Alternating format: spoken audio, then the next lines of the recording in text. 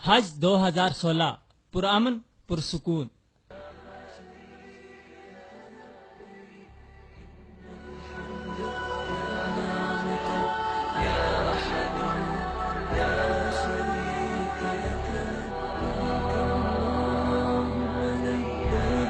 حج اسلام کا 5واں اور مقدس ترین رکن ہے۔ ہر سال لاکھوں مسلمان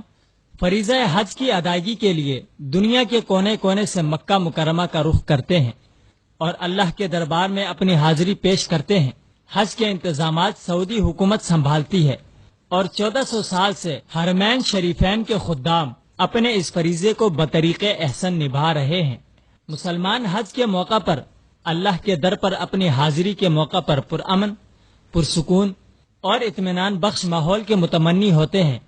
تاکہ یکسوئی کے ساتھ ارکان حج کی ادائیگی ممکن ہو سکے، لیکن حاجیوں کے روپ میں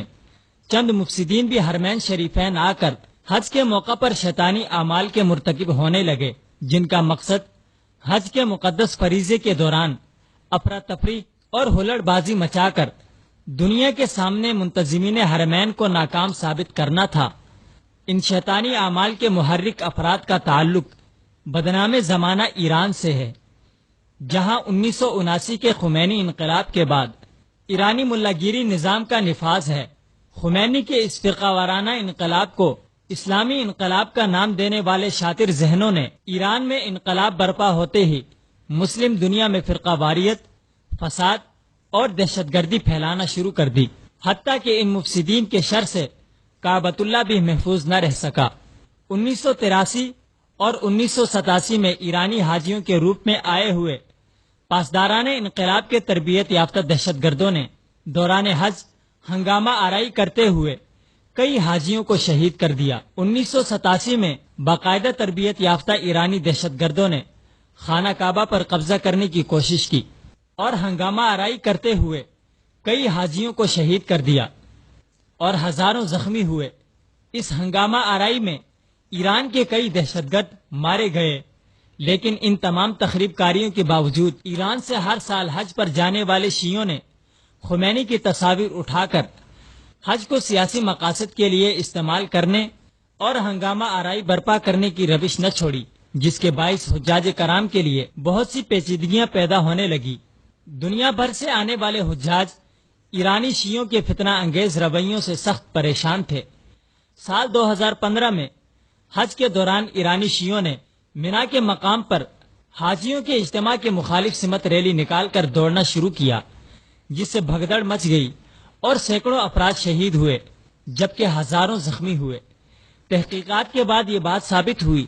کہ ایران نے ایک سازش کے تحت شر پھیلایا تاکہ دنیا کو باور کرایا جا سکے کہ سعودی عرب حج انتظامات سنبھالنے میں ناکام ہو رہا ہے، مگر شیطان کی چال چلنے والوں کی تمام تر سازشیں ناکام ہوئیں اور ایران کا مکروہ چہرہ دنیا کے سامنے آیا ہوا۔ مینا واقعہ کے پیش آنے کے بعد سعودی فرمانروا شاہ سلمان بن عبدالعزیز نے حج 2016 اور مابعد دوران حج کسی بھی قسم کے جلوس یا جلسے کے انعقاد پر پابندی عائد کی، جس پر ایران سیخ پا ہو کر دھمکی دینے لگا کہ اگر ایرانی شیعوں کو ریلی نکالنے نہ دی گئی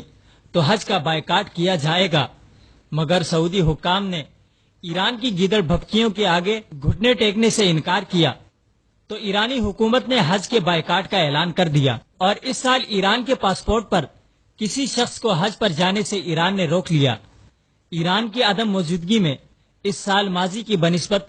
پرسکون اور پرامن ماحول میں حج کی ادائیگی ہوئی اور کسی قسم کی ہنگامہ آرائی، فتنہ و فساد اور ہلڑ بازی کے بغیر حج کا مقدس فریضہ انجام پایا۔